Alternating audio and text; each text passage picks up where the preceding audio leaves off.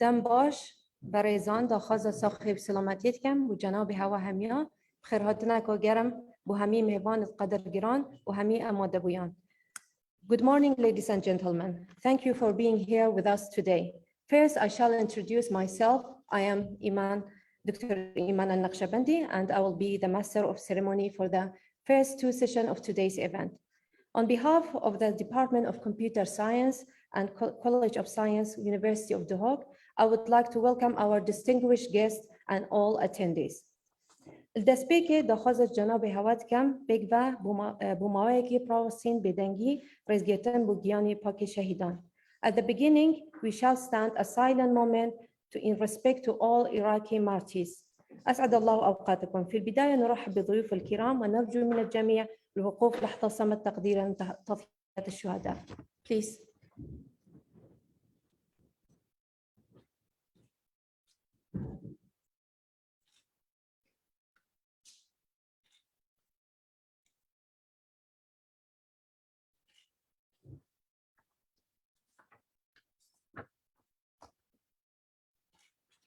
Thank you very much.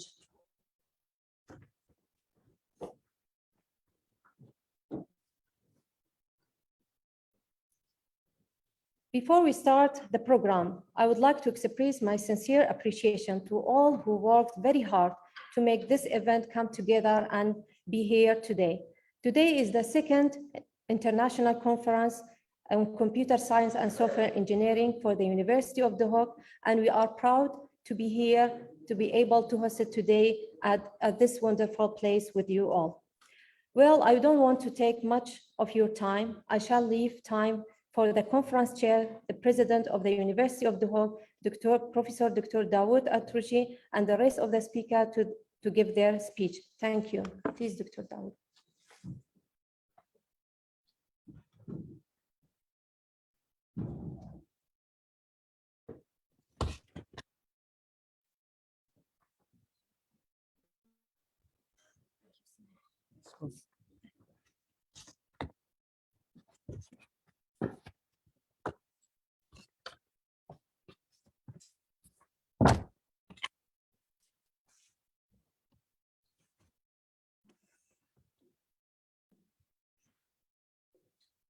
Miwan Hijaz Bedabash, Honorable President of University of Zaho, Honorable Advisor to the Minister of Higher Education and Scientific Research in Erbil, Honorable Advisor to the Prime Minister, distinguished co-chairs, speakers, guests, distinguished deans, researchers, conference participants, ladies and gentlemen, good morning.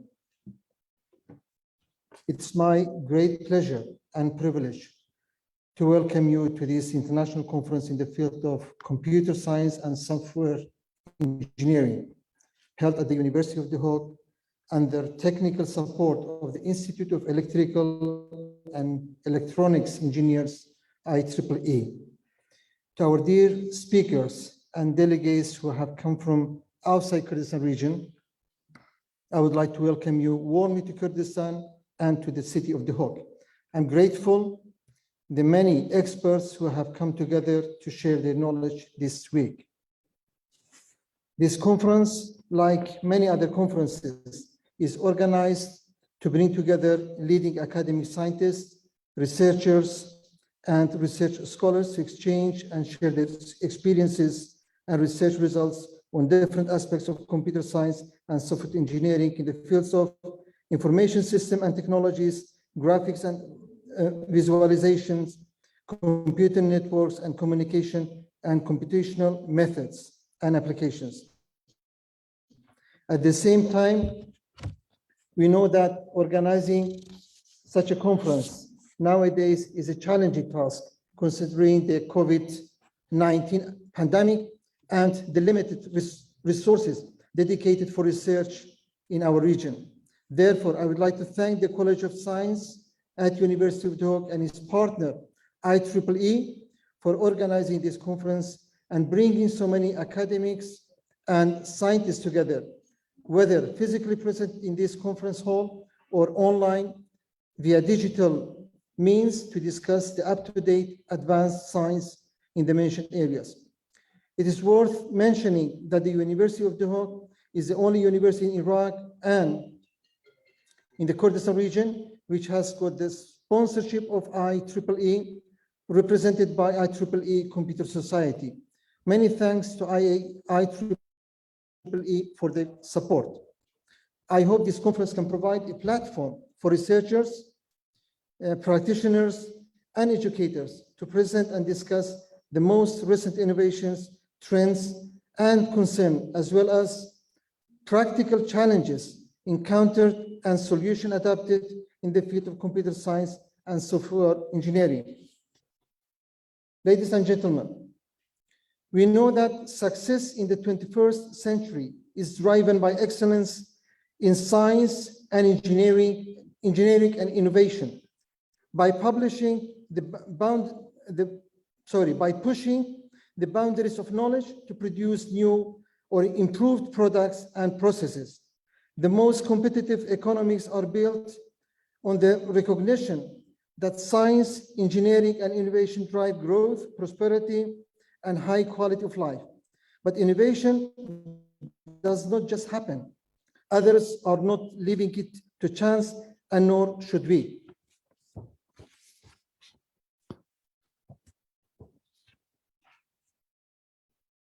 Conferences such as these provide a valuable opportunity for research scientists, industry specialists, and decision makers to share experiences. Therefore, I hope that this conference and future conferences in this field, where researchers from different computer backgrounds and disciplines get together, can shed light on the difficulties which this science encounter today. Dear participants, considering the manifold challenges we are facing in this region, the research should be conducted aligned directly with the problems in the society, and not only for promotion purposes, as unfortunately it has become a culture in many higher education institutions in this region. This culture has to be changed, and there is an urgent need to focus on our problems and finding practical solutions to them. In closing, I would like to thank the organizing committee and other committees involved in this tremendous hard work for organizing this event. I hope you will have fruitful and rewarding discussions over the next 3 days, and I wish everyone successful and fruitful conference, an enjoyable stay in Kurdistan for those of you who are already here. Thank you very much.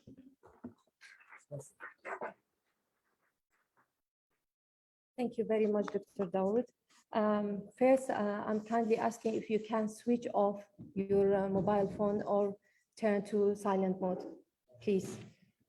Thanks for listening, and let us welcome the representative of the conference chair and the representative of the Ministry of Higher Education and the Scientific Research, Dr. Amanj Abdullah Saeed. Please, Dr. Amanj.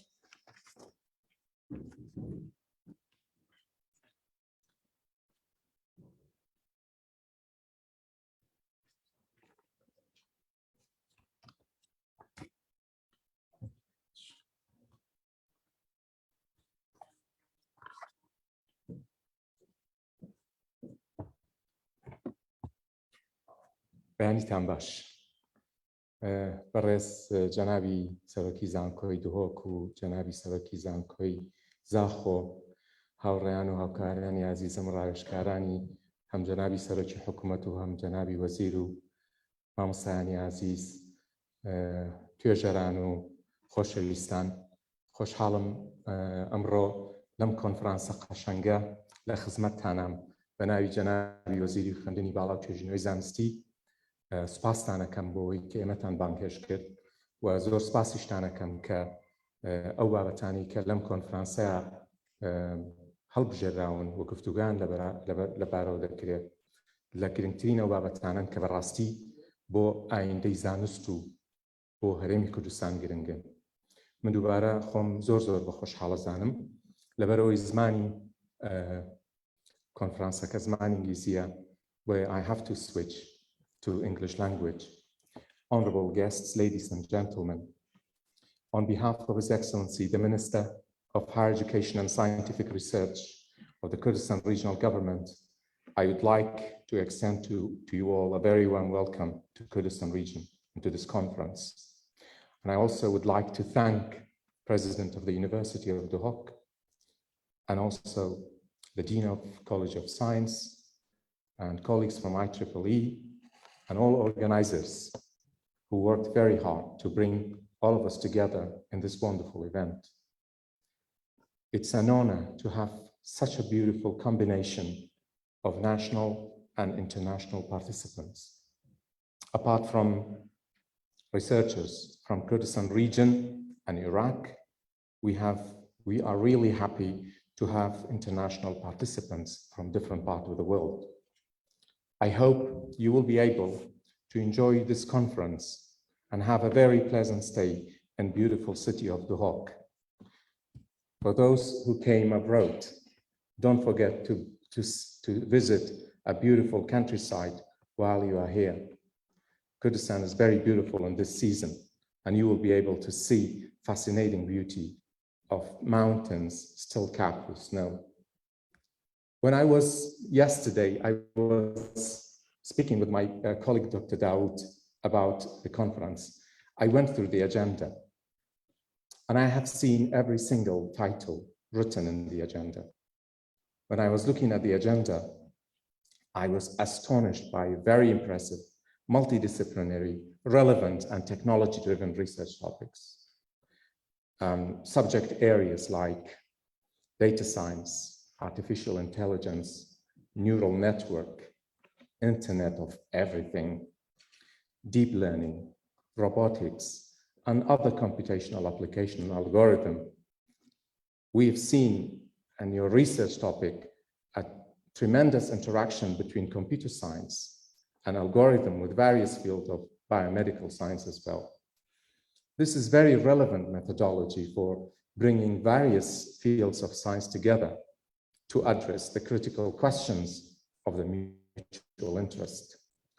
I'm really delighted to see this because those topics are the heart of our, what we call it, the fourth industrial revolution that we are living in at the moment. I just want to talk about some steps made by Kurdistan region in the field of higher education development. Kurdistan region working very hard and investing reasonable resources to develop higher education and promote research and development. We've been working on capacity building through a $400 million scholarship program. We've also invested in university campuses and research infrastructure. And we have been trying to develop sustainable quality assurance system for teaching. For the last 3 years, our universities, including Duhok University, working very hard to approach European higher education system through implementation of Bologna process as part of our internationalization strategy. If you look at the research and development data of Kurdistan region, you will be able to see exponential increase in international contribution, especially publication in journal cited in Clarivate analysis, which is considered as a reliable indicator for our contribution to knowledge. Internationalization is an important and essential aspect of our education reform agenda. We invest in staying connected with our international partners. Several projects are currently. I have to admit that the University of Duhok is one of the best universities working specifically and focused on expansion of international dimension of higher education. They have been very successful in applying for fund, applying for grant, staying connected with all over the world, creating sustainable projects with different universities all over the world. You have very impressive joint degree program in this university, which we are really proud of. As a nation, Kurdistan region on the higher education level, we invest in staying connected with our international partner. As I said, several projects are up and running, like staff and student exchange program, joint research, joint degree, and exchange of expertise. We are committed to take the responsibility of contributing to the global academic community to face the existential challenges of the 21st century. We are living, as you all know, in the age of fusion of technologies. You know better than me, and technological disruption. Although technology brings numerous promises, but at the same time, it will also disrupt human society, economy, politics, and philosophy. Look at the different fields of science, as you mentioned in your topics, like AI, robotics, Internet of Things, automation, 3D printing, nanotechnology, biotechnology, material science, quantum computing. See how these fascinating technologies interact together and create a completely new realm of hope and uncertainty at the same time. This technology will reshape our education system, will reshape research, economy, growth, employment, and the future of jobs. The complexity and interconnectedness across these technologies require stakeholders, all of us, of global society, government, businesses, academic, civil society, to work together to better understand the emerging trends. One of the key lessons, that's why Kurdistan region will stay committed to international partnership. We know that international partnership and sharing knowledge, sharing expertise is the key for success of humanity. If we want to be part of this global connection for knowledge generation and research, we have to stay connected. We invest to stay connected with our researchers all over the world. We have lessons we need to learn from. Look at, for example, one of the key lessons that we have learned during coronavirus pandemic is the powerful and magic role of multidisciplinary approach of science and international collaboration. I think those two pillars, multidisciplinary approach to science, as you are doing in your research, when I was looking at the agenda of your conference, plus international connection is the key element for genuine contribution to knowledge and also to make a real contribution to face the challenges. And we have learned that from coronavirus pandemic. And one of the main victories of the 21st century is the development of vaccine against SARS-CoV-2, against coronavirus, in an unprecedented speed. It took less than a year from publication of the sequence of the virus to the time of the emergency use authorization of the first vaccine, less than a year. So I think this achievement is really great. And it happened as a result of connection, interconnected research network. During the pandemic, all the researchers were sharing all what they have to stay connected and to speed up the process of vaccine and therapeutic development. All of them, they shared openly, and it was the benefit for speeding up the process. We need to work together against this background. We need to work together and research together to face all these upcoming challenges that we are facing. We strongly believe in more investment in our education system in Kurdistan region, consistent with the requirement for 21st century. We have a roadmap to promote research and development provide a reliable atmosphere for innovative and entrepreneurial education with a competency-based learning. And finally, I hope this conference provide a platform for further discussion and create more opportunities for our researchers for more long-term and sustainable collaboration. Let me finally wish you a successful conference and fruitful discussion and pleasant stay in Kurdistan region and also in the city of Doha. Thank you very much again.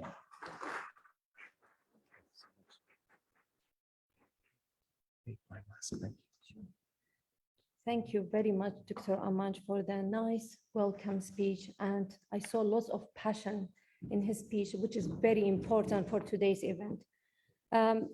It's now time to welcome the representative of the conference chairs and the Dean of the College of Science, Dr. Muhammad Aziz Ibrahim, to give his welcoming speech. Please, Dr.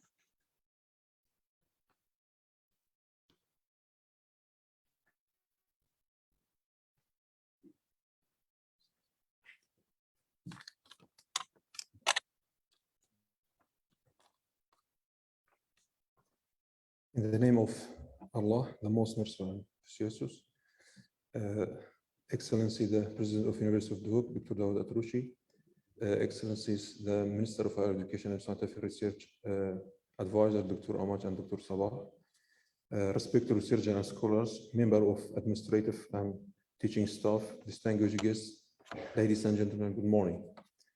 On behalf of College of Science, staff and researcher, I would like to welcome you all to the 2022 International Conference of Computer Science and Software Engineering that will be held in the University of Duhok for 3 upcoming days. Probably I will not take much time of the conference. I will go fast and briefly through some statistics about the conference. Within the speech of both the President of the University of Duhok and Dr. Amanj, they have emphasized on the multidisciplines and indeed the linking that's happened within this conference. We are very grateful and happy for all the contributors. Probably I will, if the presentation is ready. Yeah, I'm sorry. So I have prepared a few slides to share with you the few technical statistics about the conference. If this presentation will not be, probably we, yeah. I think no need. Sorry, it's okay. So briefly speaking, that we have totally more than 150 submitted paper, and we have accepted only 66 paper. 15 of them are international, 35 of them are from outside Kurdistan region within Iraqi universities, and 35 of them are within the University of Duhok, Kurdistan region. And the rejection rate of the papers or the acceptance about 60%. And we are very happy, as I mentioned, that the vision of the conference have been satisfied, that we link between the different aspects from different countries around the world. We have many researchers from outside Iraq, from around the world, for example, from Asia, Europe, and South America also. I cordially thank all the support from all contributors, and in particular, I would like to extend our sincere grateful to University of Duhok President and the Minister of Higher Education and all other committees that have been working together hardly to make this day to come true. Hopefully you will enjoy your day and stay in Duhok city, and thank you very much and welcome.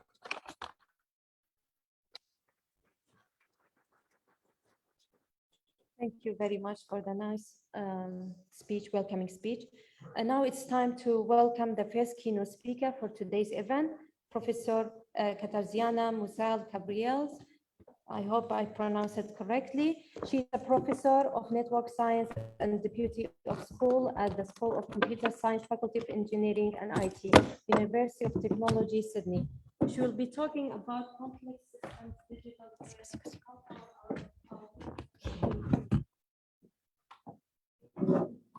Yes, sure. Hi, you can unmute yourself. Yes. Okay, can you hear me? And share your, yes. Okay.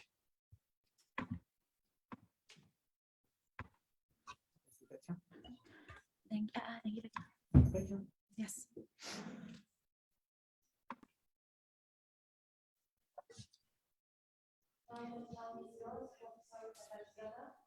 Yes. Go ahead. Okay. Prof. Welcome, Can you everybody. hear me? Yes, I can hear you. Can you hear me? Yes. Okay. Welcome, everybody. It's a little bit sort of it's not very typical because I can't see you in the room, but I hope you will all enjoy today's talk. Thank you very much for the kind introduction. I heard some of the parts of it. So today I would like to talk to you about the complex systems digital twin, and I will explain what we mean by that and how we think it is important research space. So a quick outline of the today's talk.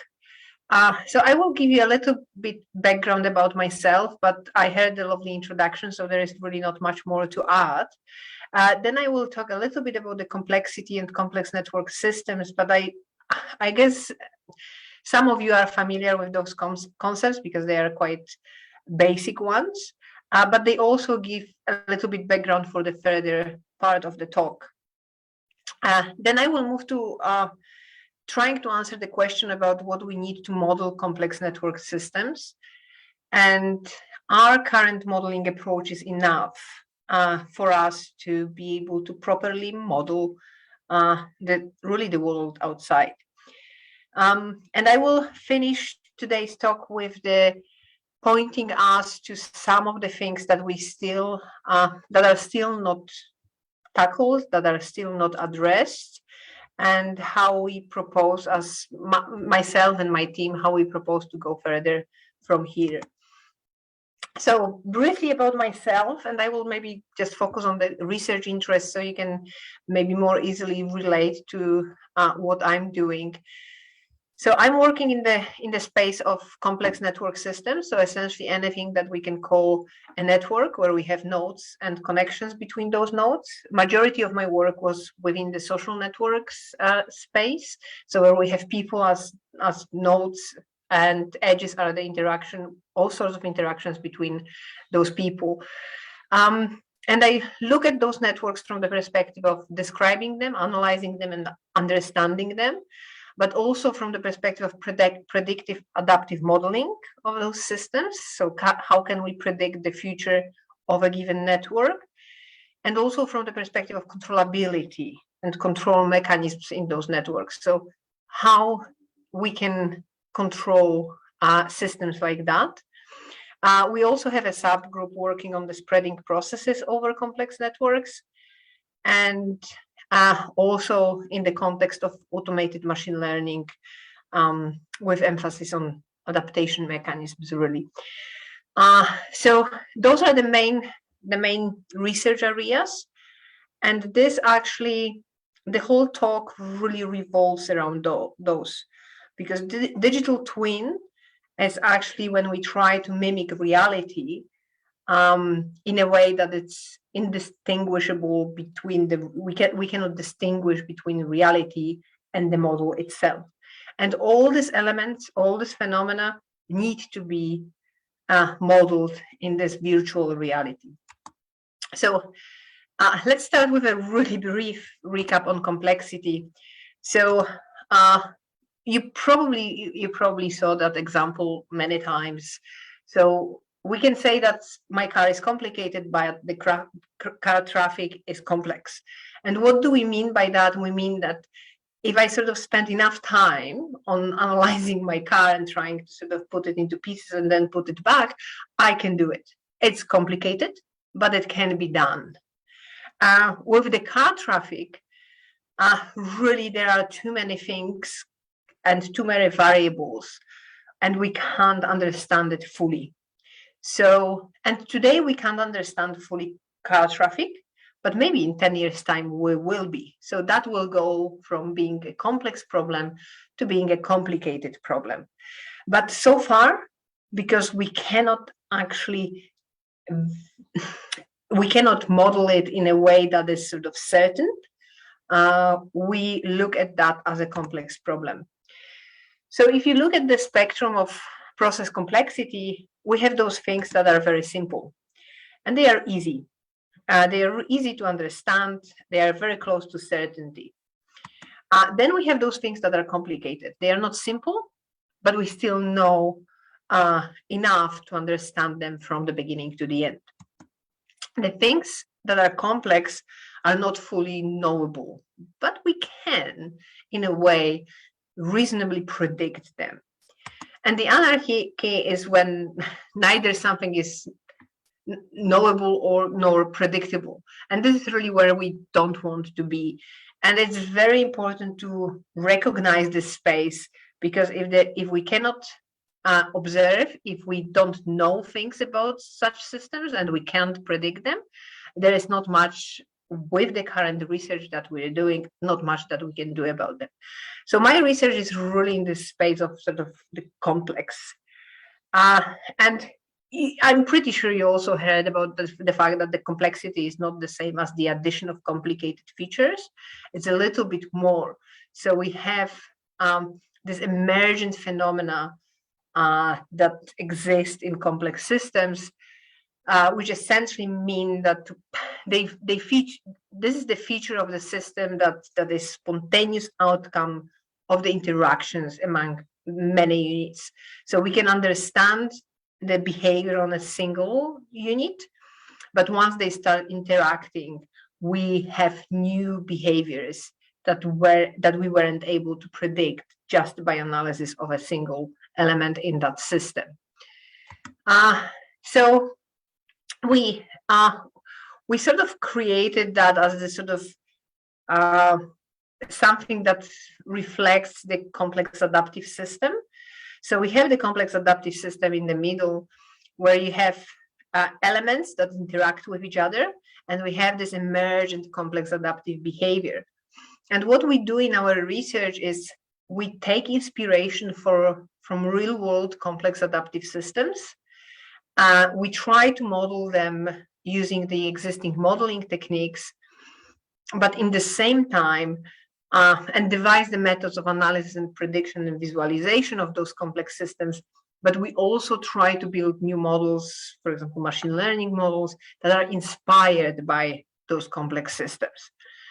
The very tricky part about complex systems is not only this emergent behavior, but it's also this external environment that is feeding information into the system, and the system itself is feeding back information to the external environment. And there is this feedback loop that occurs.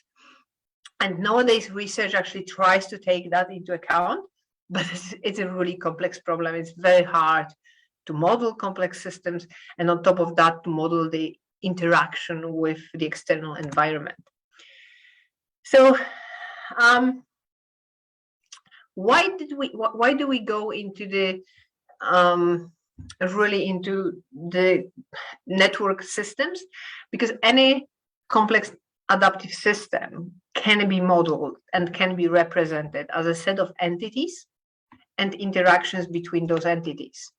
So this is why we some time ago decided that really the networked system is the right way to describe, or one of the available ways to describe a complex system. So if we look into the world of complex network systems, you will see that there's obviously many of them, and every single person probably sort of faced or worked with some of those. So the taxonomy that we at some point sort of created, it's quite sort of simple one.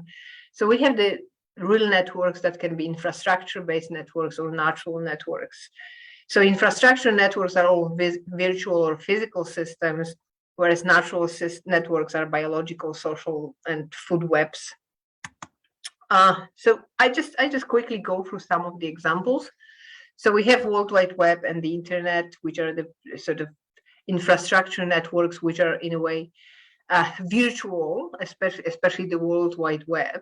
The Internet is more physical because it has sort of physical equipment that is connected. Energy and transportation networks are typical examples of physical systems.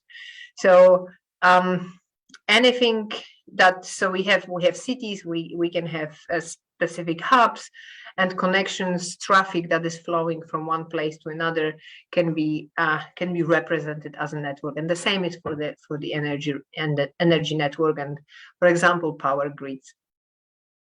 For the natural networks, this typical biological systems that are looked at are gene protein networks, molecular processes networks. So those are really, really complex systems that we try to analyze, and we try to look at them through the prism of network systems. When it comes to social systems, those are sort of, there is a plenty of research in the space of social networks. So we have people, we have who are connected through all sorts of different types of relationships. And finally, sort of food webs. So it's essentially saying in the real world, who eats whom in the chain. So we analyze the relationships between different species and how changes in one of the species influence and propagates changes in another species. So we need few things to model those complex network systems. So we need to be able to observe this system, and that's really important. We need to define the goal of modeling. So we can't just go and say, okay, we just create a model. We need to know why we want to create this model. What is our goal? We need to understand the complexity dimensions of modeling. So what and to extent we need to take into account to meet the goal of our modeling. And then finally, we need to select the appropriate modeling paradigm or build a new one if we need. So I would like to sort of briefly look into those elements, starting with observability. So observability has different perspectives. So it has the structural perspective when it comes to complex networks. So can we essentially reconstruct the state of the system from a limited set of measured variables in finite time? So if we have some observations, but we can't reconstruct the state of the system, it means that our observability is not enough to proceed to any form of modeling. And I see it quite often. Sometimes people try to model a network, but really don't have enough information and enough data to do that. And then we can sort of fit anything in this sort of sparse space that we have. And sometimes we just need to say, well, we don't have enough data to do that, to do any modeling. Another perspective on observability is the dynamics perspective. And this is related to a little bit deeper understanding about how the selected variables interact and change this state and influence the states of the system. So what is the dynamics of everything that we are observing? And it is really critical from the perspective of modeling. If we cannot observe, we cannot model. And it happens quite often. So we need to be very careful about that. When it comes to complex network systems and modeling aims, we have quite a few of them, and different researchers looked at different spaces. So we talk about mimicking the reality. So essentially creating a virtual system that can mimic the reality. And then we can test different things on this virtual system and see how potentially our real system would behave, right? And we have seen that a lot with pandemic. So people try to take this complex system of people, virus, and how it spreads, try to build a model of that, and try to test different techniques for what if we do something, right? What if we introduce this kind of measure to reduce the mobility of people, right? What can happen with the spread? And it's, as we saw from the modeling perspective, it is very hard to do, because there are many variables that need to be taken into account, and current modeling techniques are not really enough to model this level of complexity. Other models' aims are topological analysis, dynamics analysis, prediction, so when we try to predict the system, synchronization phenomena, when we try to sort of understand the synchronization in the system, controllability and control, so what to do to actually be able to drive a system from one state to another, anomaly detection, community discovery, which is big in network systems and especially in social networks. And there are other models' aims.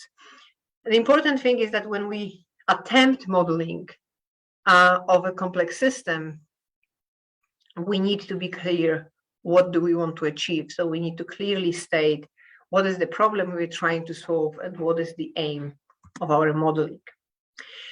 Once we know that, we need to try and understand the complexity dimensions that we are working with and what our data enables us to do. And we came up with 4 different complexity dimensions that are sort of built based on the research that is done out there. We talk about structural complexity, temporal one, dynamics, and spatial.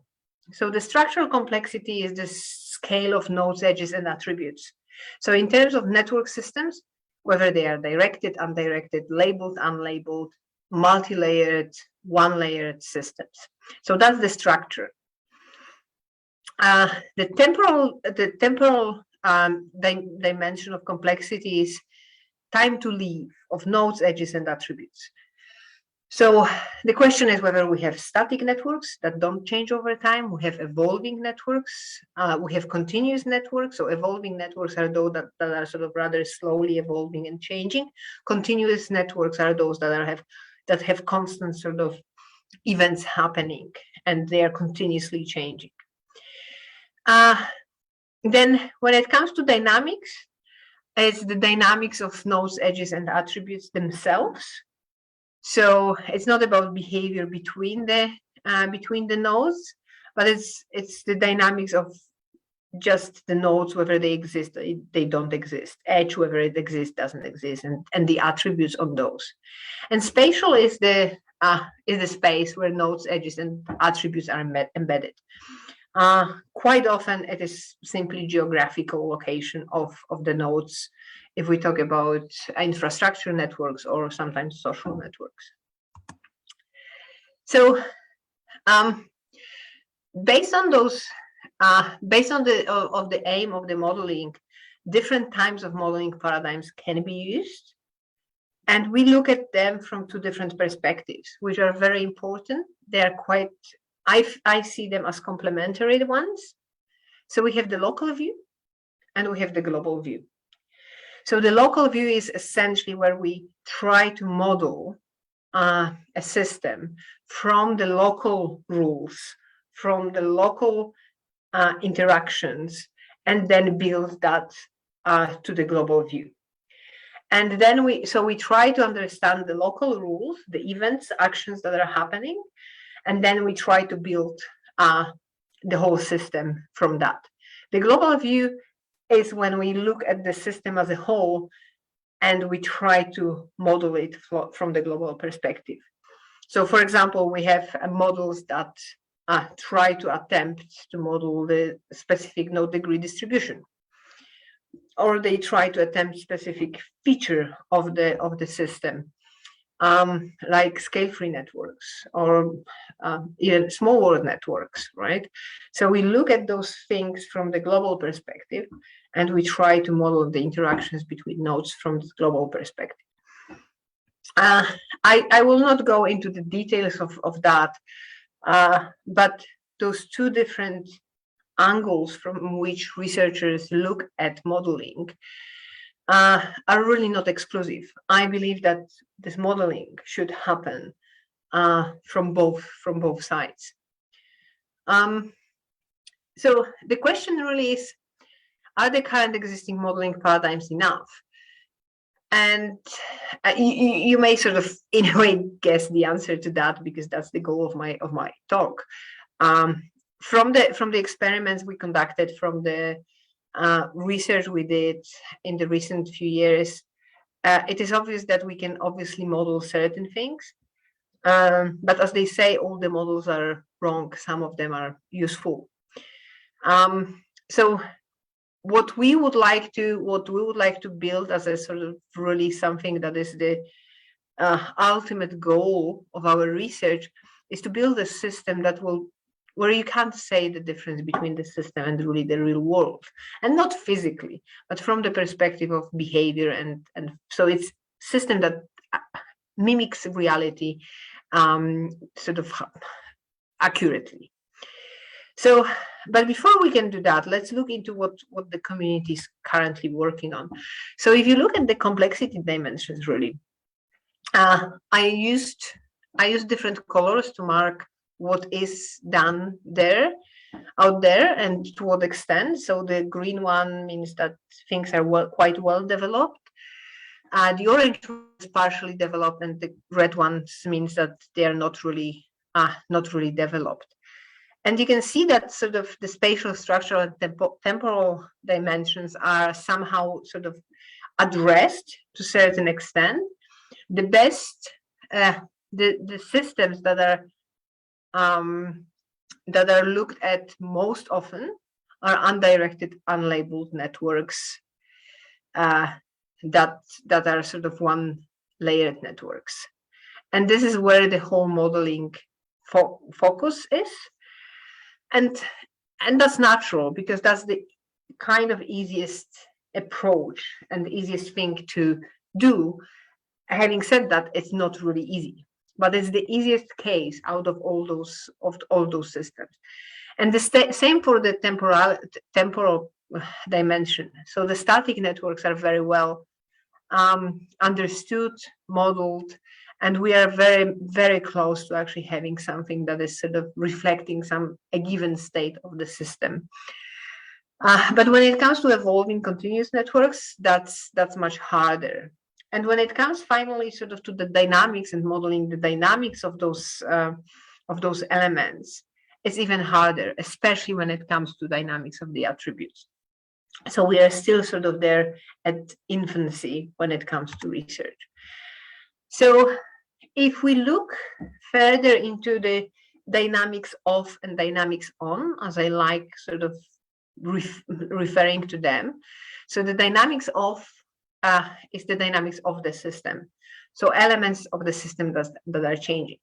And dynamics on is everything that is happening on the system.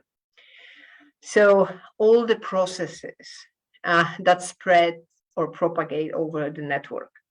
So dynamics of static networks, from very simple ones to very complex ones.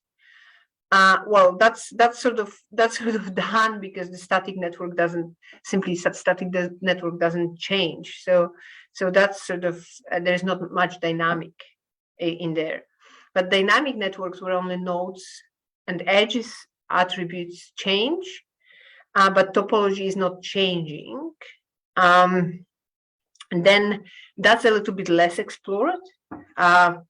Dynamics where networks, where only topology changes, that's also somehow explored. But what is not explored is evolution of that dynamics. So once we build a model of dynamics of the network and we say this network changes in this way, we don't look at the evolution of this dynamics. And this is something that we can observe in real life on daily basis. Sometimes things change very quickly, then they stabilize, nothing happens for a while, then again we have some changes. And this thing is not really addressed in the research. And finally, dynamic networks where both attributes and topology change is something, it's enchanted territory.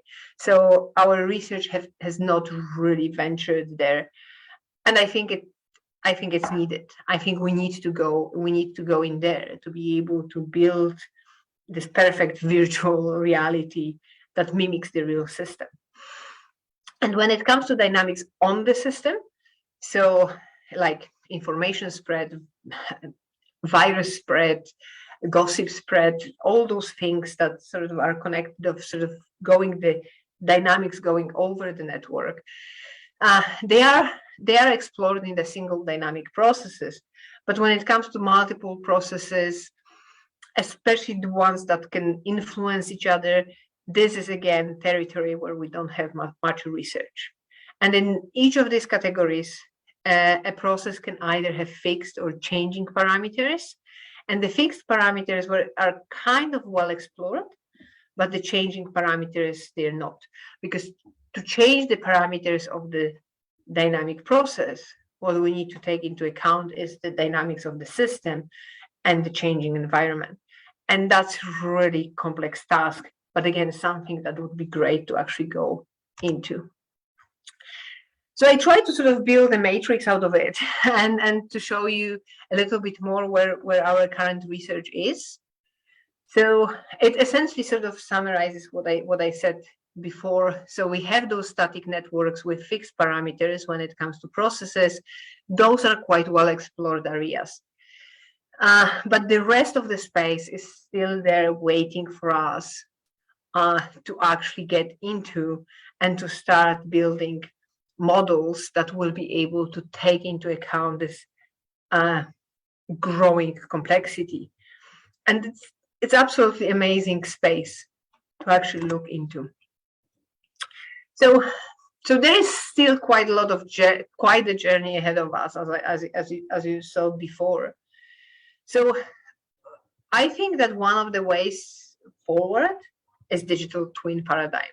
So something that has not been used in the context of complex network systems, but is a kind of growing buzzword over the last few good years. And being able to build a digital twin of a complex system would be absolutely amazing thing. But how far we're from building this complex network systems-based digital twin? Well, it's quite a journey. I hope I will have enough time to actually talk about that. And the most important question is, how can we move forward to actually achieve that goal? So when you look at the digital twin paradigm, that's the sort of the whole really the definition of the digital twin, which is a virtual extension of reality, which not only allows to compare current conditions with historical data, but it also enables to forecast feedback different scenarios that have never happened. And for my research, so we have these mechanic systems, but for my research, the fully digitalized systems are very important because this is the space where I work in. So essentially, the fully digitalized approach says that the digital twin is a comprehensive virtual product model with the features of real-time monitoring, simulation, and forecasting. And it is something that is standalone and can mimic reality perfectly. But in the same time, we have real-time data coming in. We have real-time monitoring of that system. We can simulate different scenarios, what-if scenarios, and we can forecast those systems. So we can describe the dynamics of this system. So what are the main principles? So the main principles for digital twin is that we have the digital part, which is the virtual part. We have the real physical product and connection between them. And in complex networks, as this digital twin inspired complex network system that is a model of real complex system. And digital twins, they resemble a series of models, really, where we can do simulation, optimization, data analytics. So everything that we would love to do to be able to predict and control and model complex systems. And they also feature real-time processing and continuous updates. And this is something that has not been touched in the space of complex network systems. So how to take into account the real-time inputs and continuous updates from the real system. So what is the real novelty? Because I guess it's something that, everybody thinks, yeah, that sounds that sounds cool, but it's like, okay, so what's new in here? So I think conceptually we've been there, but we have never achieved really this real-time data acquisition and observations, real-time feedback, and continuous self-evolution. So if we can achieve those, we will have a powerful tool for the mimics of a series of realities, and we will be able to achieve this ultimate goal for modeling complex network systems. So how far are we from there? So if you remember this matrix, and you now know about the digital twins a little bit, you can see that we are quite far away, because effectively what we can currently model are static systems, maybe sometimes sort of changing, with some dynamic processes going over them, but not with a lot freedom in terms of movement and in terms of changing of the edges, changing of the attributes, and changes of the parameters for this dynamic processes. So if we go back to this, one of the first figures I showed you, so one of the things that the digital twin has or should have is this real-time data acquisition of observations. So this data needs to stream in continuously. Current models really don't do that. We take data in batches. In majority of the cases, the data comes in batches, and we model the data that we have at our disposal. We model that, and when new data comes in, we do remodeling again. This continuous real-time data flow is currently not taken into account. There is research on concept drift in the machine learning, but not in the space of modeling complex network systems. Another thing is the real-time feedback. So there is a feedback from the system to the real system, from the model to the real system, but there is also the feedback from the behavior, emergent behavior, to the individual sort of elements of the system, and there is feedback with all the external environments. So we don't leave, our systems are not in the vacuum, and changes into the environment provide us feedback, which should feedback into the model. But those things are not currently taken into account. And the last one was the continuous self-evolution, which is essentially sort of modeling continuous changes in the system. Currently, as I said, we do a batch process. We sometimes do window by window. Different research looks at different sizes of the windows. It's also quite tricky to select the right one. But this continuous self-evolution is something that should be considered when we talk about the digital twin. So how far from digital twin? All those red things that you can see in here would need to be addressed to be able to model, to build this perfect model of complex adaptive systems in a form of digital twin. So we have this real-time data coming in. We have real-time feedback between the system and the model, and between the model and the changing and external environment. And we have the continuous self-evolution of the system itself that is fueled by the feedback and by the real-time data coming from the real system. So how can we move forward? I think the few things that to look at is really at the data processing that embraces imperfection of data, but this we all know really. Data analysis and variable selection that considers observability and controllability. That's a very important element. Network representation based on those selected variables and the similarity measures, how to do that, which which variables to use. But there is some research actually, and there is quite a bit of research actually in those three first elements. But really the elements that are not yet addressed is modeling of real-time self-evolving dynamics that is enabled by this continuous sort of learning. Another thing is model updates. So continuous model updates and model evaluation over the entire process. So how do we evaluate those models, this digital twin, in a continuous way? How do we evolve? How do we update? And how do we evaluate in a continuous manner, which is really very, very important. So yes, so just going back to the outline, I really sort of tried very quickly run you through the concept of complex network systems and modeling those systems. What do we need to model them? And try to show you that the current modeling approaches, although they are progressing, we develop them on daily basis. We need to look for something more if we want to have really accurate models of reality.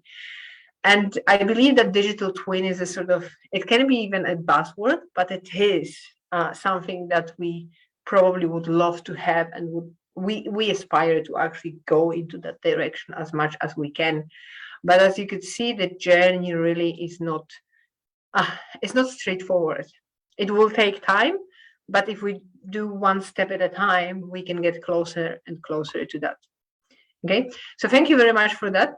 That was a very, very sort of quick run over the sort of things that we're currently working on. I hope of some interest to at least some of you. Thank you. Thank you so much.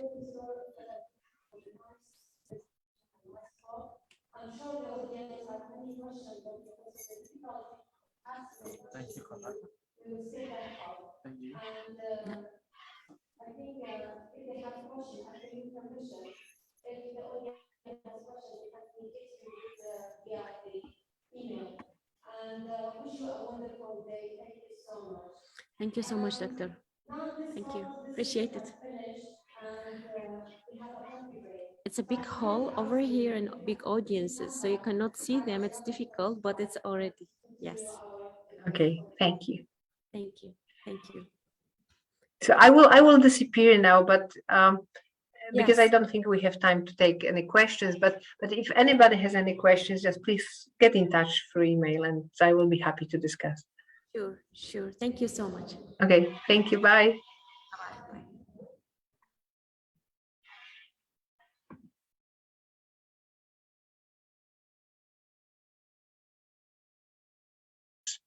To do that is not an easy task. And I'm thinking to work with you to do a joint conference with the University of Gloucestershire in the future. So because you are doing that resources, which not an easy and well done. And University of Hawk, lucky to have you, the organizer for that. This is Ali Shehbaz. I'm head of department, cybersecurity and technical computing at the University of Gloucestershire, at the university in the UK.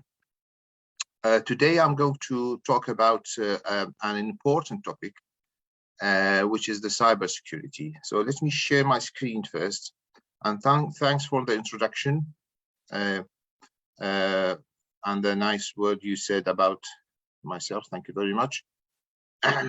Just to confirm, I would like to make sure that if you can see my screen, please, can you confirm so I can continue to do the talk? Today, we are going to talk about an important topic, as I mentioned, is the cybersecurity gaps.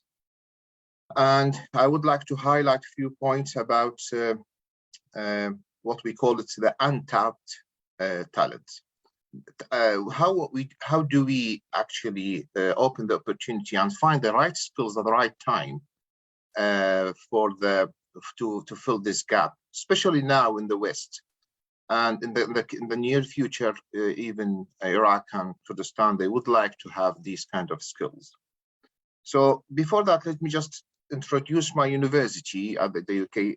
It's University of Gloucestershire established in 200 years ago as a mechanics institute. And the location is the west of the country, near Bristol, Cardiff, and west of London and Oxford. And that's the timeline for the university when they established. I'm keen to work with you. Hopefully you can visit us, especially the organizers, invitation, and the Dean of the School of Computing as well. It's an open invitation.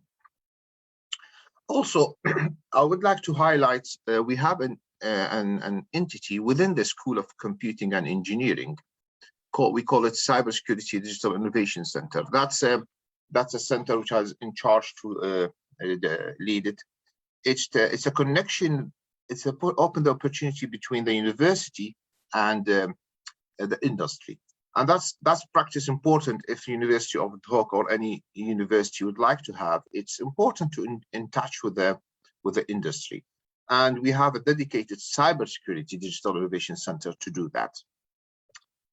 The outline of my talk today, I'm going to talk about some assessment about Iraqi graduates and the skills from Iraqi universities, including Kurdistan universities, and how I've done that myself, the assessment, and what kind of skills and gaps they are missing. And then we're going to talk about the cyber war, about the cybersecurity roadmap of the work, and then the problem with the goodies and baddies, who wins the end between the two sides. And then we're going to talk about the cybersecurity research and career. I'm going to close my talk. So I've done this experiment between 50 Iraqi graduates and 50 British graduates, and assess the skills between them. And I can see some of the Iraqi graduates, they are not ready for the market because of that's the hypothesis. And I use a criteria from the Engineering Council to assess both sides. That's what we call it, the skills or the lenses for the expected from the graduates. It's divided to 4 domains. The domains number 1 is about knowledge and intellectual properties, and it has 3 subdomains: knowledge, cognitive abilities, and creativity. Domain B, it's about personal effectiveness. Domain C, it's about research, organization, and governance. And then domain C, as I mentioned, research organization. Domain D, it's about communication, influence, and impact. The expectation from a graduate, it has a minimum of all of that. When I did the assessment between Iraqi graduates, and each subdomain, to be honest, it has some descriptors. So in total, we have 64 descriptors about each graduate or each person should have these skills in order to be eligible for market placement. The red one, the red diagram, is the Iraqi skills. The blue one is the British graduates. So when I did that, we can find out from the assessment, the finding, that's the Iraqi, they are better in domain A, which is knowledge and intellectual properties, while the British, they are better in domain B, C, and D. So that's, I will highlight that why do we have this. So let me just recap on the skills and the descriptors of the 4 domains. So domain A, we have Iraqis, they are better, they have better, the Iraqi graduates, I mean, and while the British better in the B, C, and D domain. Let me just have some general observation about why is that happened. So Iraqi, as I mentioned, engineering, better in domain A, the knowledge, while British is better in B, C, and D. Why is that? British students learned those skills in the primary school, and they developed over the years. The Iraqi doesn't have that opportunity to learn. Also, the British education system relied not only on exam, they have a project-based learning. They have a say small group discussion, and also the exam. It's not always a paper-based. They have an assessment, assignment, essay, portfolio, and they are project-based. So that is the main thing I would like to highlight today. It's about the type of higher education and also education in general in Iraq. We rely on exam. We don't have this assignment and essay and project-based learning. And the British student finds support from different organizations at different stages as well. We don't have that at all. Now, let's go with the, in purpose, I highlighted the skills part because cybersecurity rely a lot on people and the talent. Now, let's find out now on the other side. I would like now to talk about the cybersecurity part. When we talk about cybersecurity, it started with technology, but now cybersecurity is part of the war. And if you look at the real world armed conflict within in 2021, we have these people, Ethiopia, India, Myanmar, and all these Yemen.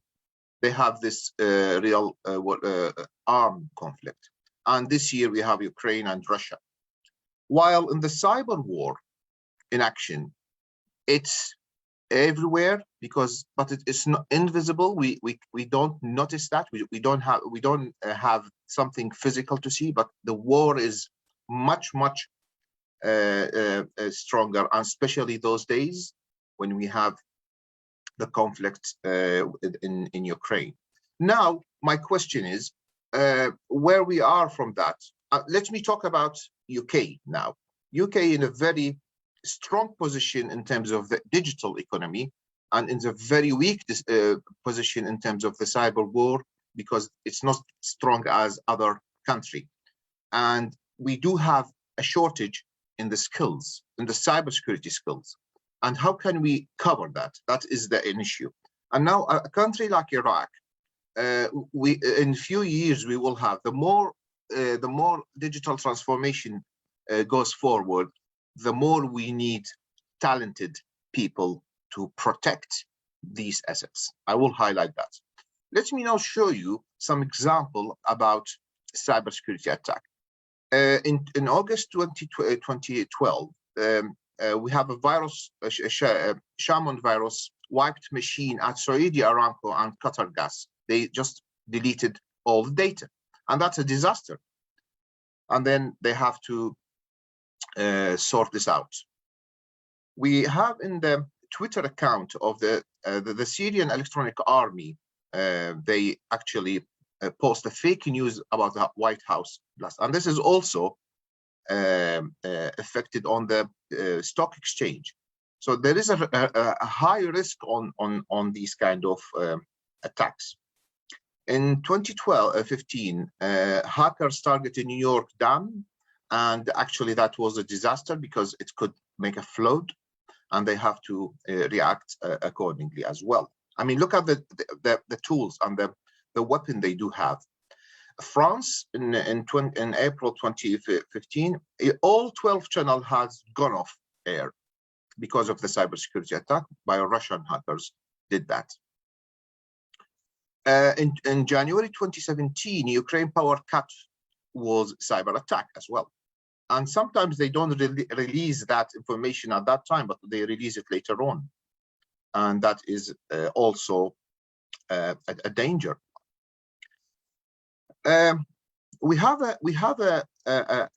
call it a ransomware. It's a malware attack. We call it WannaCry, and this WannaCry hits more than 300,000 computers in 150 nations and caused billions of dollars damage. That was May 2017.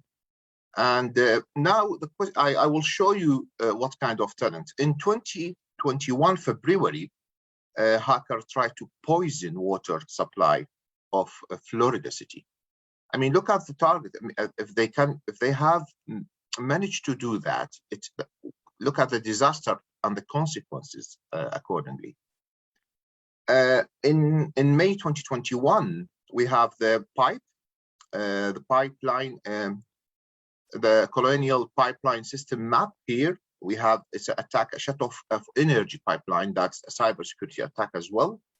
They have been locked the network, and that's he asked or she asked for $2 million to pay, and then it's been sorted to pay these people in order to. It's just people sometimes do it for money, but it's a danger tools.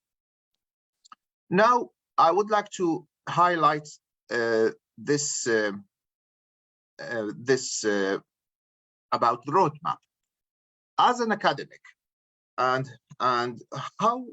what are the courses and the material and the we have to prepare ours and the topic and the research we have to work on in order to prepare the right skills, educate them, and join the goodies, the good side, the government, to protect the assets. And we have people work on the regulations. We have people. These are the topics. So my advice now for people to work in the future research to focus on the zero trust, blockchain, and digital currency. We have to have that correctly. We have the cloud and virtualization topics. All of that serve the cybersecurity activities to protect the assets. IoT and smart cities, mobile and social media, all of them, it helps, and that's create the future of the cybersecurity. Now let me show you how does it work. In the past, we have people, they do DDoS, denial of service attack, ransomware, phishing, malware. That's in the past. At the present, we have the same issue, we have the same state of attack, and that's how people attack. And for people to defense, we do the AI. We have the DevSecOps, which is development security ops, defense in depth, zero trust. That's what's the people defending. What's going to happen in the future? That's the question.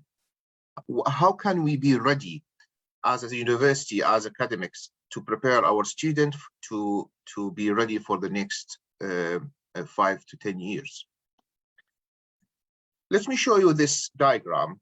Imagine this is the technology, and technology available for both, for good people and bad people, for people who defend, to people who attack. But unfortunately, attackers always ahead, because they have all the time, all the resources to find the vulnerability, while the goodies, they react based on the attack itself. This is what's happened. I'm not saying it's the perfect situation, but that is the reality. So that's technology available to people. Everyone can access it. That is the good thing about it. And also, but the hackers, they are using this technology and they are utilizing for their benefits. Now let's give you some example and numbers about the zero-a-day attack and the unknowns principle. This is the development of the web. We are now in the Web 2 today and expecting to have Web 3. These circles, a circle with a cross, it means that discovered and patched vulnerability. The circle with one cross, it's discovered but not patched vulnerability, and the circle with a whole circle, that's a non-discovered vulnerability. So at the Web 1, we have a lot of discovered and patched vulnerability, so it's a little bit protected. At Web 2, we have more non-discovered vulnerability, and in Web 3, which is still under development, we have non-discovered vulnerability. What does that mean? It means the zero-day vulnerability. Let me do some analysis. That's a statistics. There is one vulnerability in every 1 million line of internet code. It means if we have, that's based on that source from Mitre, we have 2.7 trillion lines of code. So if we do some math about how much vulnerability we have, that 2.7 million vulnerabilities. The non-vulnerability, though, the one which we know, it's only 2.25 million. So it means that only the vulnerabilities, only 8.5%, we know them. We know there are the vulnerability. So we call it nons, 8.5%. But we have 91.5%, which is unknowns. We don't know what are they, and we don't know when they are going to use it. That is the danger. Okay, that is the danger part of the attack. I will use you the tip of the iceberg, and only the tip of the iceberg is something we know, and it's been protected and patched. The unknown, it's much more, which is around more than 90%. For that reason, when we train our students about cybersecurity, we teach them that the one which we know, that's a prevention operation. The one which we the unknown unknowns, that's a detection. So that's part of the kind of education to our students. Now, let me just show you a diagram about what does that mean, even if they attack, and how they do attack us in terms of, and why. Imagine we have an asset. As a university of ad hoc, the assets, the digital asset, it could be the student record, exams, the staff information, staff payments. So that asset, it has, if we have been attacked by a hacker, there will be an impact. And there are some vulnerabilities as well all the time. We should have some security protection around it. And the attackers, always, they try to find vulnerabilities across these assets. So imagine we have here some vulnerabilities, and as a security security team, we should know what are these vulnerabilities, but this is not all the case. Attackers all the time, they try to discover some vulnerabilities within the system, and they try to attack all the time, and they need only one opportunity to attack. To go through. So we have here as an example, 4 vulnerabilities. The security team managed to close 3, but still 1, it's not protected. And that's enough for the hackers to go through that firewall and then make an impact on the data itself. So in terms of the impact, we have this curve about the likelihood of compromising on the security. The more we have, the more time, the more security breach we will have. And then all the time we have to have, as a security team, we have to try to not breach this point, the break-even point. We call it risk-based business decision. Sometimes we accept some security breach, security vulnerabilities, but to certain limit is going to have an impact on the business itself. Whatever business, even people they sell online like eBay or shops, people they sell food. If it's going to affect on their business, that's it. That is the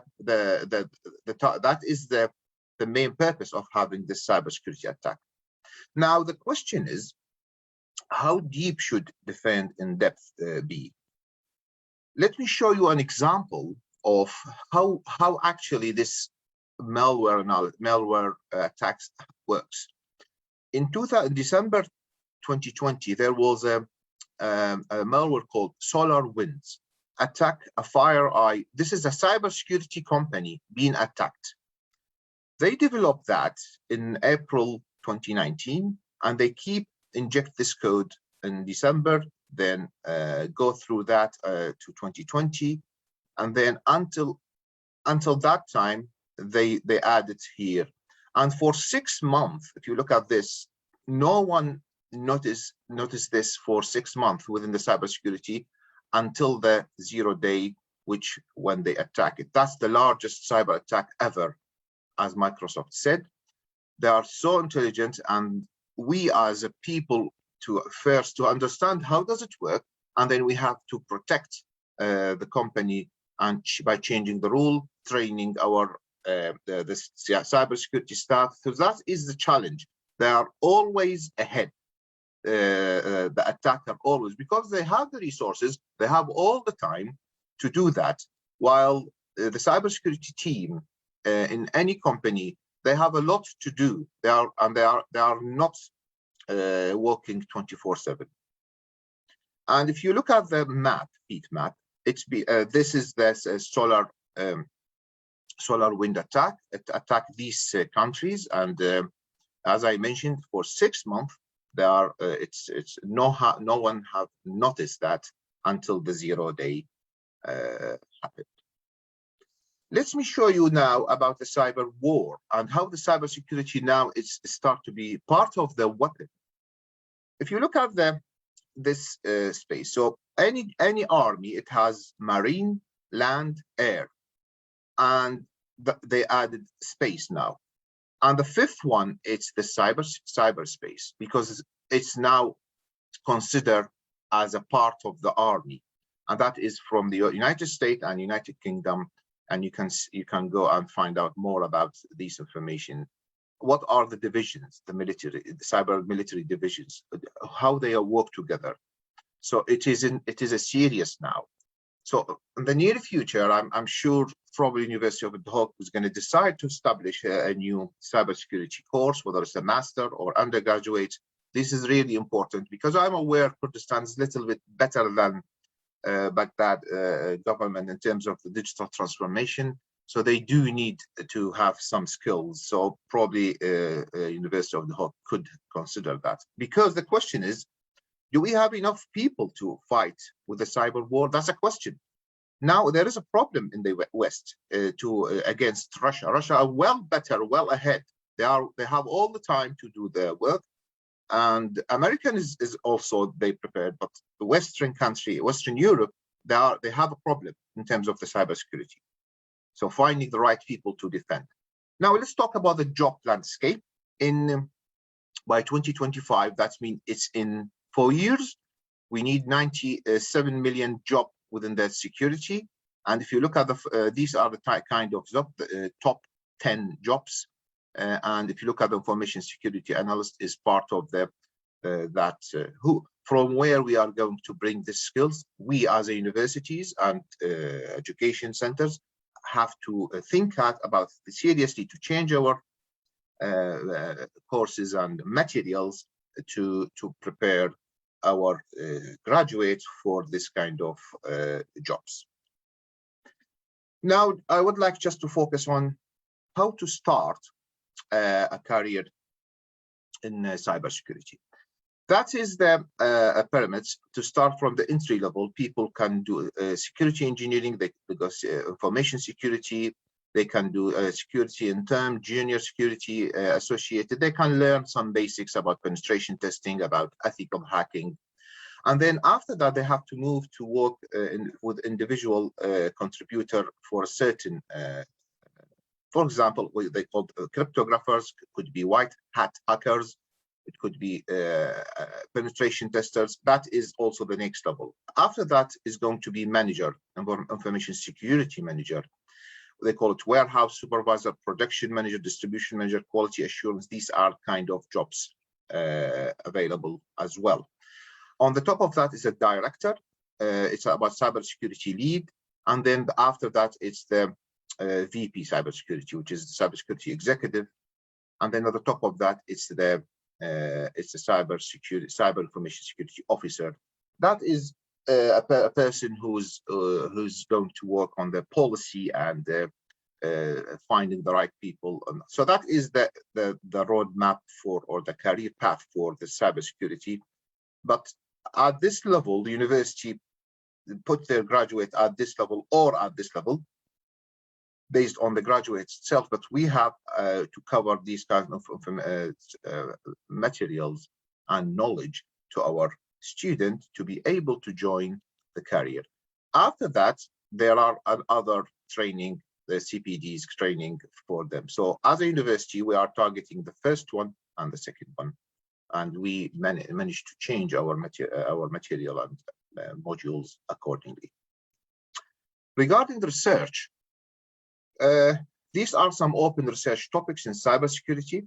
So if people at the University of Hook are interested in that, I'm sure you have seen the flyer, and I've seen some of the research being tackled by this. So that is kind of, for example, quantum communication, security communication for space, cybersecurity, autonomy and automation, IoT, privacy is important, law and ethics, that's another topic. It's important to set up legislation for that, secure software engineering and policies, criminologies. Do we have people can assess any crime, cyber crime, and also critical infrastructure as well. So let me just summarize the roadmap of cybersecurity. At the moment, in the past, we do have these issues, ransomware, as I mentioned, phishing, malware, supply chain attack. At the moment, at the present, we have the same kind of attack. But let's talk about the future. In the near future, artificial intelligence, it will be the main topic of cybersecurity, because there will be AI-based attacks and defense. Ransomware and the denial of service IoT attacks will be as well. Critical infrastructure attack as well. As I mentioned, if you've seen that example, there are attacks about the infrastructure, deep fake and disinformation as well, and zero trust become the security norm as well as a policy. And then for the far future, there will be quantum cryptography, and then will be AI fighting AI. That's in the far future. Blockchain-based application and some there. So by that time, we do need to prepare ourselves for specialized training. So now the question: who wins at the end? Goodies or baddies? Technology giant will always set up the rules for the game of cloud, IoT, container, and 5G. Legislators always watch the act and proact accordingly about the militarize of the cyber first. And who's going to win? Who will reach the quantum cryptography first, and who will master the art of AI first is going to win. And also who recruits more and faster educators or criminals. That is the question now. If we are good enough to prepare our students to have a good knowledge to face that in the future, we are going to win, the educators. While if they are investing money in the criminal will win on this battle. We do have a conference similar to yours, but we focus on the business relationship. We had it last year in 2021. This year is going to be 7th of July. I will share that information with Dr. Ahmed Khalil. If you are interested to participate in that, you are welcome to do that. Thanks very much for your attention, and sorry, probably it took me more than the expected to have that, but I have this information and I was keen to share it with you, and I'm happy to any question if it is available. Thank you very much. Thank you so much. However, due to difficulty passing the question to you, we will skip that part. And if the audience have any question, I'm sure they do have it. They can send you an email, maybe, after your permission. And I wish you a wonderful day. Can you hear me, Dr. Ali? Can you hear us? Yes. Yes. Thank you so much. You're welcome. Thank you for your speech. Thank you. You're welcome. Yes, Dr. Habir, are you ready? Prof. Habir? Hello, everyone. Yes, I can hear you. Yes, great. Thank you. Let's welcome the next keynote speaker for today's session, Professor Habir Al-Hussein. Dr. Habir is a professor of biomedical science and a member of the Applied Computing Research Group at the Faculty of Engineering and Technology at the Medical School, John Moores University, UK. She will be talking about data and science and industrial application. You can go ahead.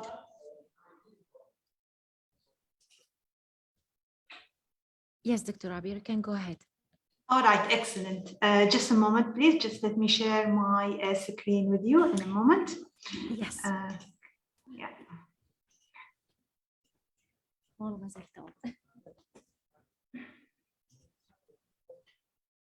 Okay. Yes. Right, can you see my screen here? Yes, everything is perfect. Just go ahead. Excellent, thank you very much. Is my voice okay as well? Can you hear it? Yes, everything is perfect. Thank you very much. First of all, I would like to thank you for this invitation to speak about my research and the work of my group. And in this presentation, I would like to talk about data science, and particularly for object actually detection and health care. My name is Professor Abir Hussain. I'm from the School of Computing and Mathematics at Liverpool John Moores University. In this presentation, I would like to give an overview about the AI, the machine learning. Then I'd like to talk about the data science approaches.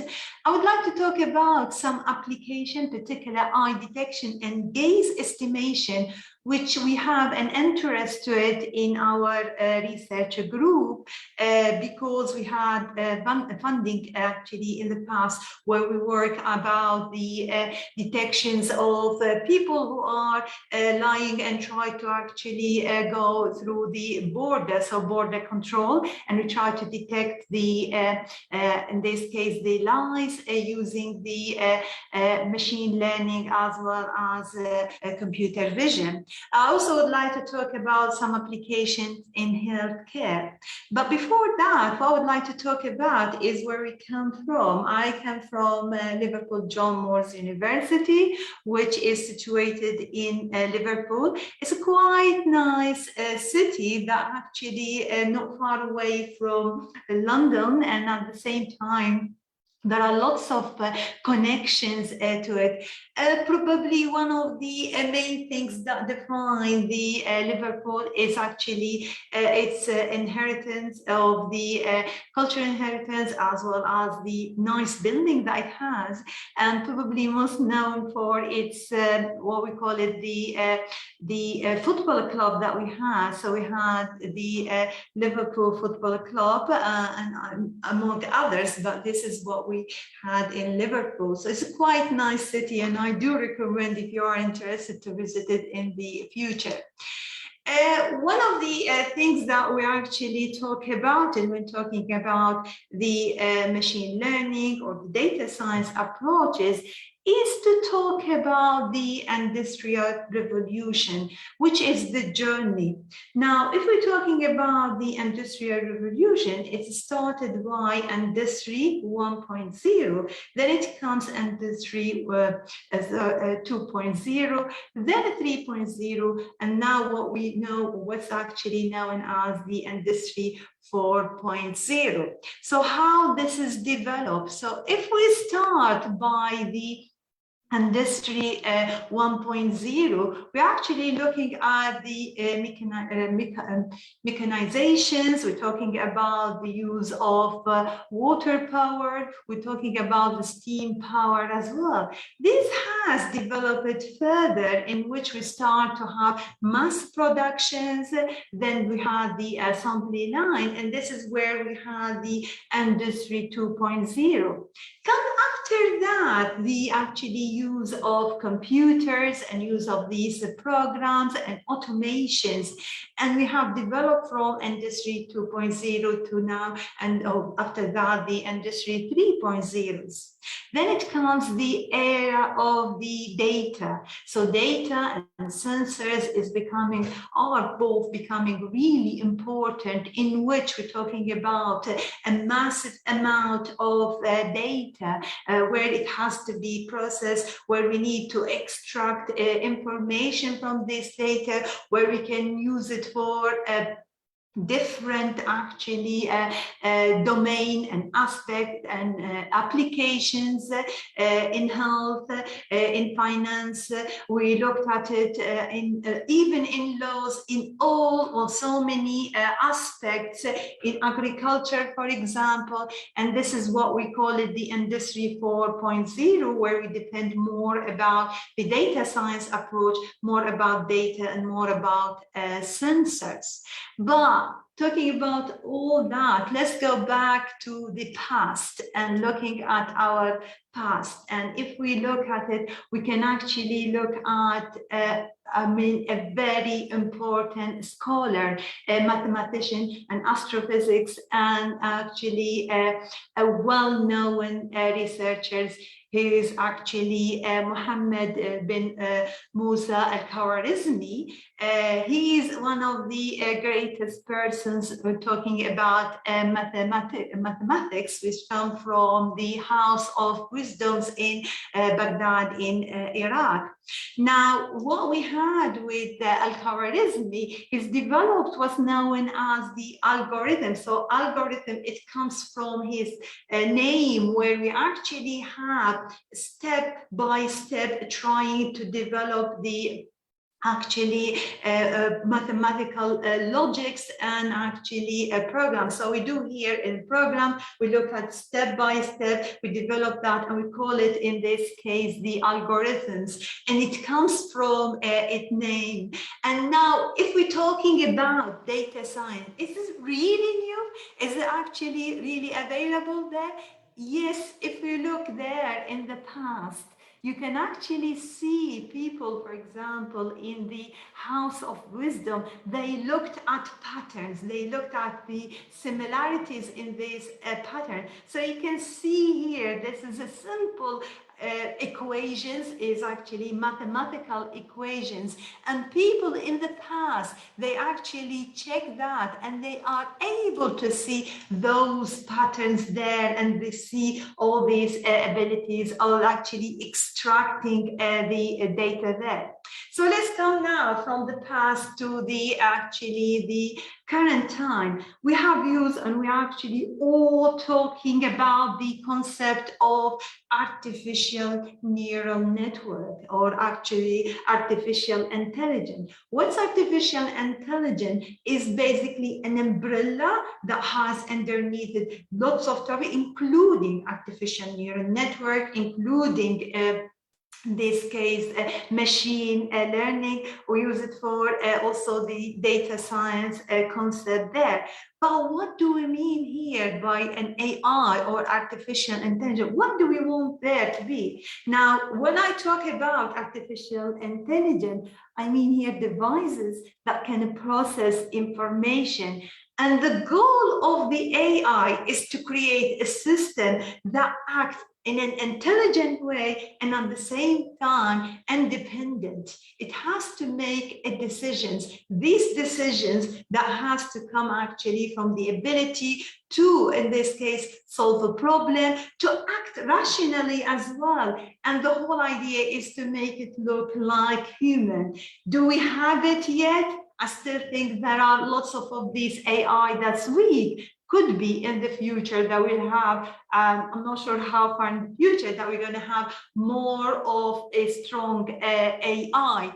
But nevertheless, this is what we do. That's what actually we try to have, to extract information, to extract data and use it and make actually some rational decisions about it. Now, if I talk about some application that we have there for the use of the machine learning, we could actually get lots of these applications, including, for example, we develop a system that detect, let's say, diseases. So we use, in this case, the genetic data. We look at this genetic data for different people, and we looked at a couple of those diseases, let's say the diabetes, we looked at obesity, we also looked at the breast cancer, and and what we wanted to do is to generate an AI or an actually machine learning that can use this genetic data and then predict the actually outcome, what's going to be the values there. Is it the person will have this disease or is not going to have the disease in this aspect. Now, how successful we are, our actually data or our actually result indicate we have a good result. How is going to be applicable? We need, in this case, to work with doctors, and we need to be able to see their opinion. And this is the whole idea here, is to work side by side by the doctors. And those machine learning algorithms, they are not replacing the doctors, but rather trying to actually give them a hand and helping a hand in this respect. Other applications that we had, for example, in agriculture as well. And we have also used machine learning for doing predictions and actually looking at financial time series for detecting what's going to be the future values for a signal. So when we're talking about machine learning, as I said, is an artificial intelligence, so it's a branch of artificial intelligence. The AI is the bigger umbrella. Underneath it, it comes other aspects, including the machine learning, which is concerned with the design development of the algorithms to allow computer to actually evolve and actually make empirical actually decisions and make sense about the data. So it needs to be learned, it needs to be act intelligently, and needs to provide with a way of making some types of decision. Now, what do we have here? We have something like to be able to make our machine learning more intelligent, to converge to the values required, we need to train this machine learning. There are different, obviously, type of training, but what we have here, we need to divide our data into a training set as well as a testing set, and then the training set, it will be used to train our model, while the testing set is used for testing that model. As I said before, there are different algorithms to do that. We could have, for example, the supervised learning, in which we actually have the values of the output, and we train the network with this actually data, and we use, in this case, the actual value to train back the network, and we call that type of supervised learning. If you're talking about unsupervised learning, then what we need to do in this case, we don't give any values for the output, but in this case, the the machine learning will be able to detect it by itself. There are also some type of semi-supervised learning, where we have, in this case, used this concept of supervised and unsupervised. Now, one of the things that we did, and we're still working about it, is related to the object detection. We use both artificial intelligence, as well as we're looking at the concept of this machine learning and the computer vision to be able to detect the object. So object detection is an important aspect when we talk about the use all the actually computer visions. For example, we could have a car which is actually a police car that following some other car in the street. What they could do, they could actually do object recognition, recognize the car plate, and then they can detect whether that car is, in this case, let's say, stolen. It has an issues with this, for example, is not paying any insurance and so on. This is something that we always use with object detection. Another actually way for using it, particularly in our, for example, domain, is to take, for example, in agriculture here, where we can detect the now animals, and we look at their behavior, we look at whether they're feeling okay or not, or whether this actually, let's say, animals goes beyond a certain boundary. So we actually do what we call it a virtual fencing. So if we talk about detection of objects, so detection and localization of an object, this is certainly an important part for any actually computer vision algorithms.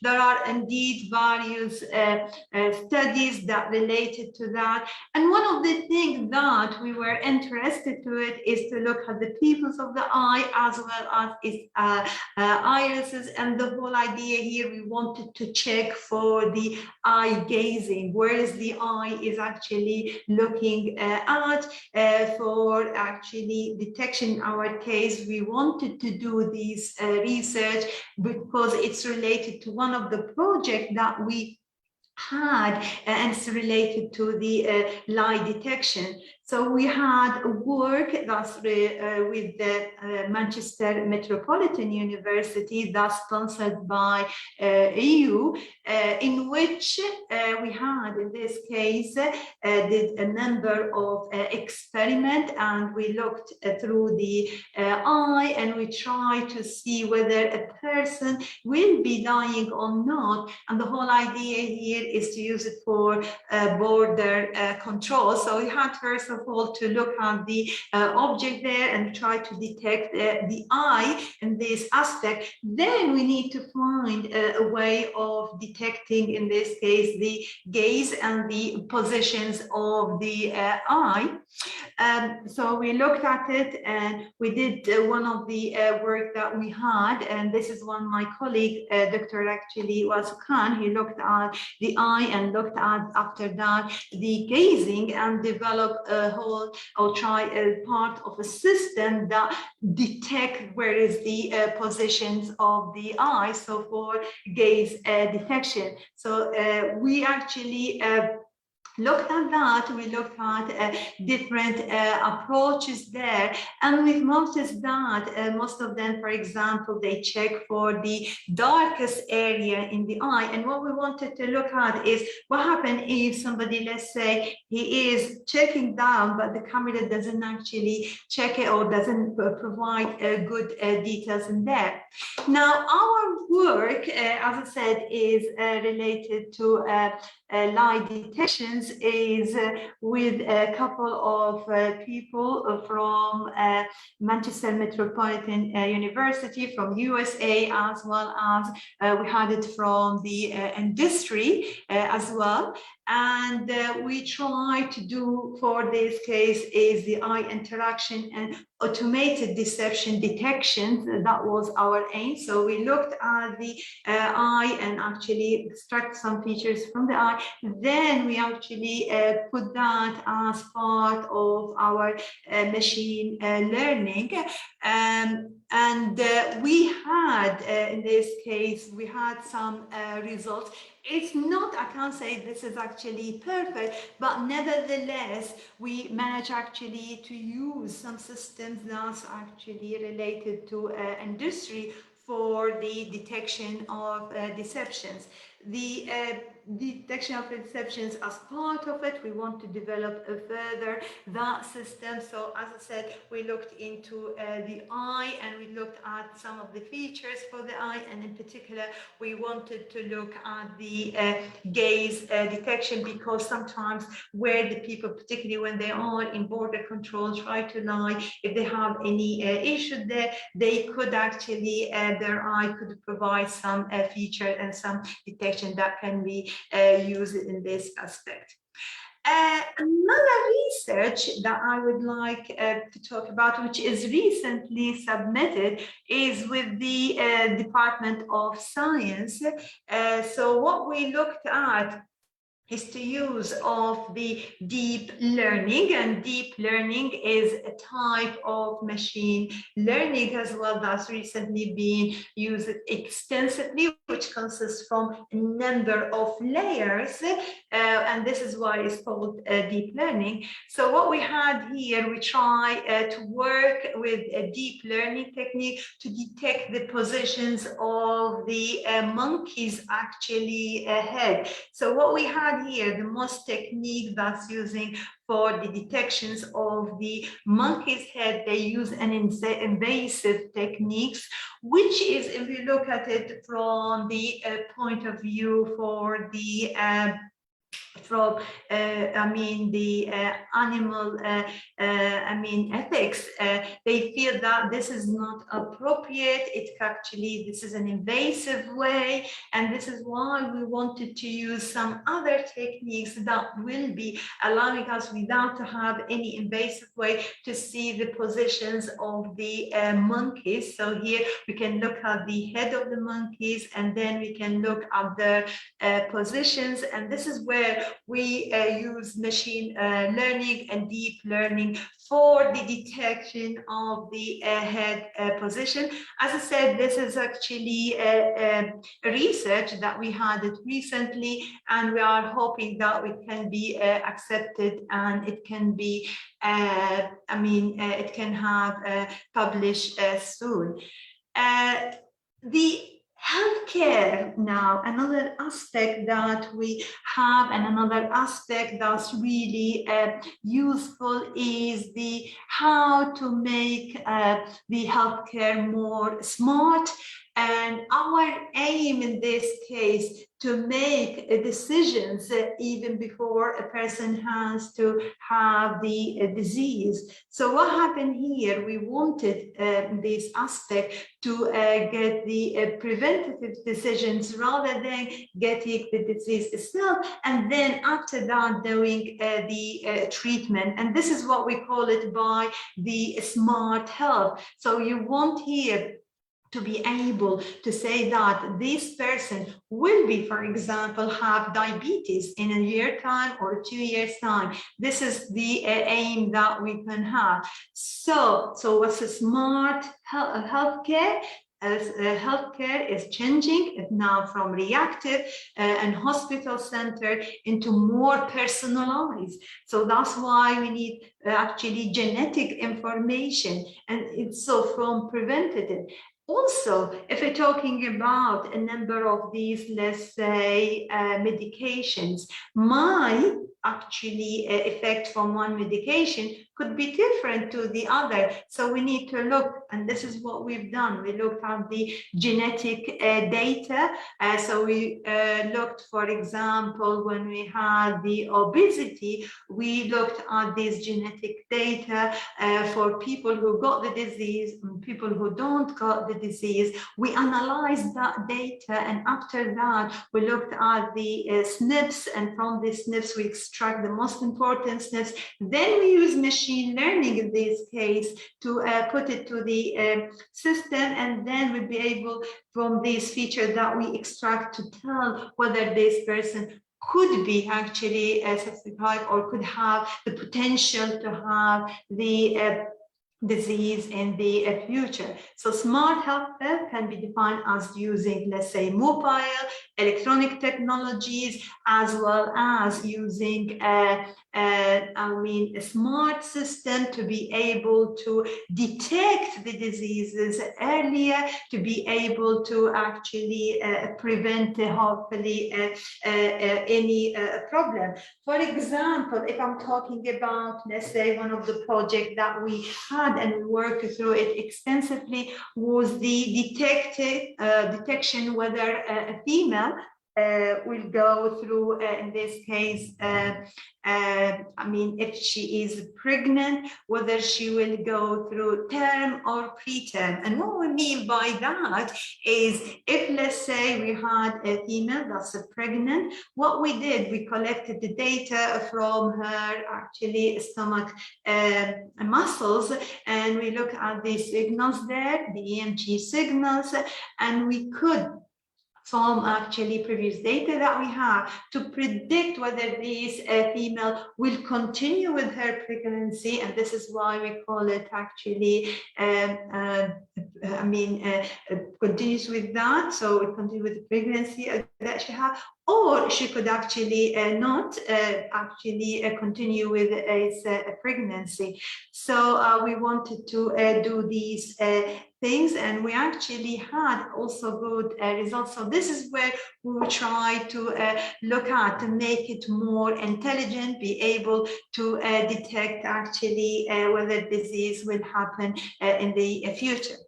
But let me, before that, this is what we aim at for the healthcare. But let me actually look at these picture that we have.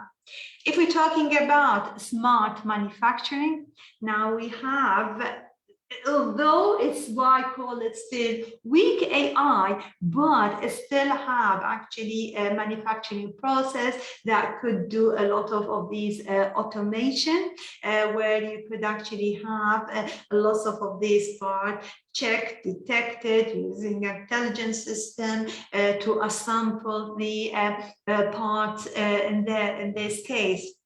If I'm talking about smart banking, now we have the ability to withdraw our money. We can actually do bank transfer through the mobile app. We could do lots of our transactions also using a mobile app as well. Talking about healthcare, the reality and what they want you to have here is, what we show it actually in TV, is that each person's, when they are having a problem or an issue or need medical attention, there are lots of doctors and nurses can do support. This is not the case. This is like we're talking about it now, in particular, let's say, for a lot of these countries, this is not the reality. They are waiting a long waiting queue. There are, in this case, fewer number of doctors, and particularly those who are specialized in certain domain, which make actually queues for any treatment. And the aim here of the our actually healthcare to make it more smarter, to be able to use artificial intelligence to do detections rather than trying to do actually in this case the curing for the disease. So talking about the healthcare in majority or lots of countries is not automated, unfortunately, poorly coordinated, and there isn't that much details in there. Now, if you're talking about the Iraq, similar to lots of these countries, so still fragmented, still there isn't any much details there, there isn't that much data, or the data that's gathered is actually not used in an intelligent way. And the whole idea here, how to make that more intelligent and how to make it more preventative, rather than having to actually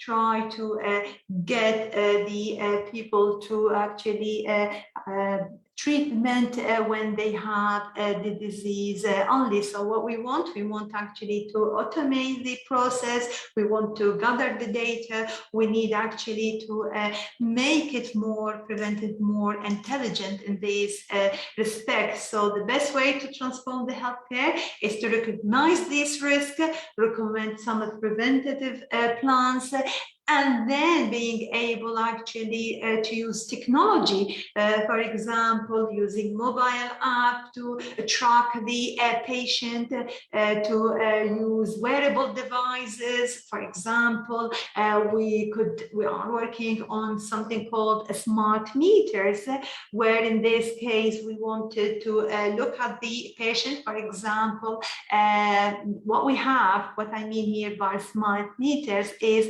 the meter that's used to check the electricity at homes. So what we want here, let's suppose we have patients who are suffering from, let's say, Alzheimer, and this patient is alone in the house. So if I look and check the utilizations of the, say, electricity in the house, and particularly, let's say, the kettle in the house, if this person hasn't used the kettle for a long period of time, which I can detect it from looking at the smart meter, I can easily detect that this person could be dehydrated, and there is some actually preventative action that needs to happen in this respect.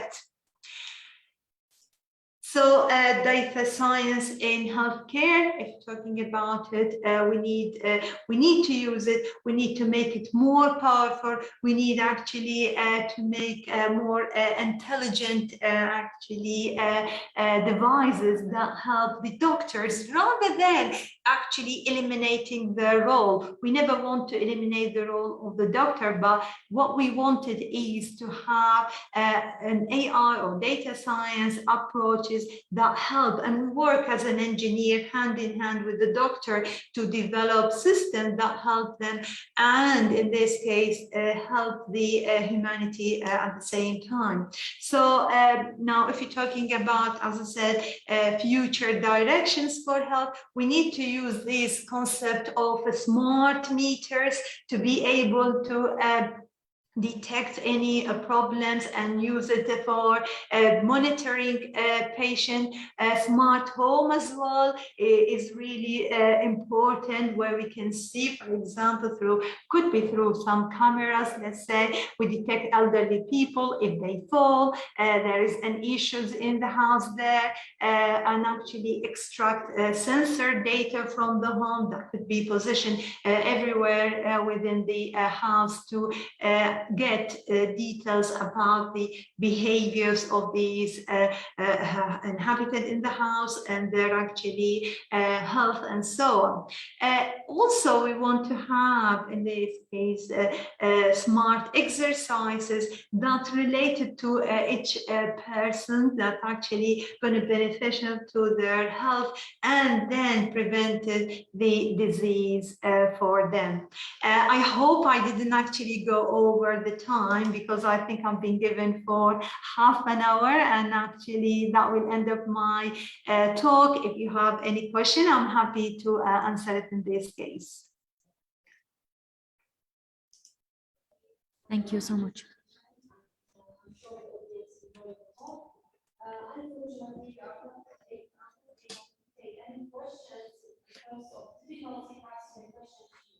So after your permission, I will let the audience to contact you with the email if you don't mind. Yes, we cannot take questions from the audiences because it's an open stage, and yeah, technically we cannot survive that, but we can share your email and they can contact you. Excellent, thank you very much, and happy actually to answer any question. And thank you for the invitation indeed. Thank you for accepting our invitation, Doctor. Thank you so much. Thank you very much, and bye-bye.